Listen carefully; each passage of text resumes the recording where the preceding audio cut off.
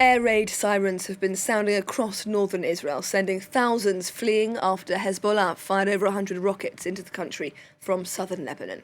Some landed close to the Israeli city of Haifa, the military saying that rockets had been fired towards civilian areas, pointing to a possible escalation after previous barrages had mainly been aimed at military targets. Israel has been carrying out hundreds of strikes on Lebanon in retaliation, Lebanon saying 3 people at least have been killed in the south of the country. Here's Israeli Prime Minister Benjamin Netanyahu speaking a short while ago. In recent days, we have landed a series of blows on Hezbollah that it could have never imagined.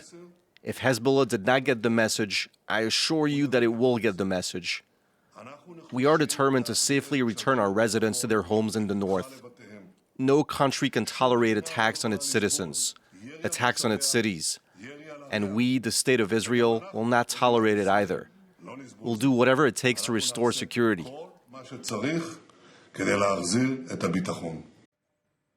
Well, for more, I'm joined now in the studio by Shirli Sitbon from our France 24 news desk. Good to have you with us, Shirli. Some rather explosive rhetoric from Benjamin Netanyahu there. How much risk is there of this conflict descending at this point into all-out war? There's clearly a risk, and the threats we're hearing and all of the warning signals from around the world, I mean, they show that the situation is extremely tangible. There has been troop movements, there's been these firings, the Israelis saying they're ready to go further.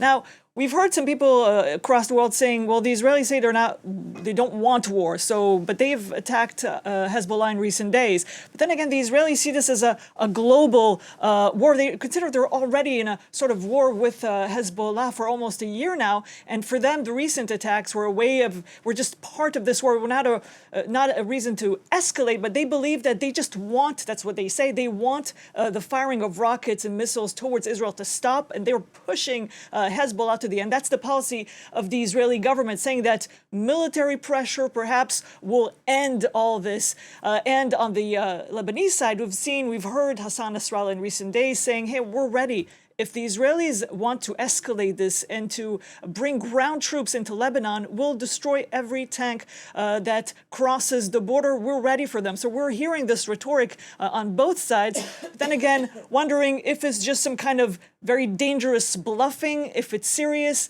The Israelis saying they're fearing an invasion, an incursion, infiltration, like what happened from Gaza on October 7. But from the Lebanese side, maybe from Syria, we're hearing that Israelis are also preparing for a ground invasion of southern Lebanon. Some Israelis officials saying Israel should have never left the south of Lebanon. What's going to happen next? So yes, of course, there's this rhetoric, and extremely serious, very dangerous. Israel's allies saying this should really stop, calling on everyone to de-escalate the tension because nothing good can come out of this. We're not really sure of what their interest is. Many in Israel say, the Israeli army doesn't have the capacity to both fight in Gaza and infiltrate the Lebanese border. It's too much for the Israeli army. Of course, the Lebanese are also against this and are fearing and are angry at the current situation. Let's remind that the Hezbollah is saying that it's fighting Israel because it is backing the Palestinians in Gaza in their war with Israel. And the Israelis are saying they're fighting Hezbollah because they want to end the rocket fire from Lebanon. So both sides saying that they have legitimate reasons for this, and all of the countries around and in the world saying, no, we have to stop this. This can only lead to more deaths. Now, this latest barrage of cross-border rocket fire has affected thousands of people in Israel and in southern Lebanon. What's the feeling among both countries' civilian populations right now?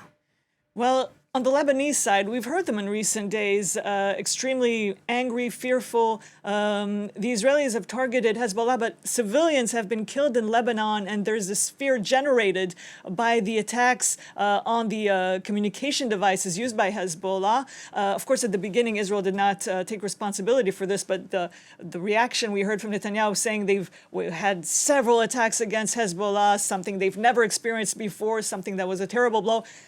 seeming to refer to that attack. Anyway, the Lebanese are extremely angry and fearful, saying this is useless, a ground invasion, any type of missile fire toward Lebanon, and the war in general is basically useless, and it will be devastating if it continues and if it escalates. On the Israeli side, people are divided, very tired, very fearful of what is happening.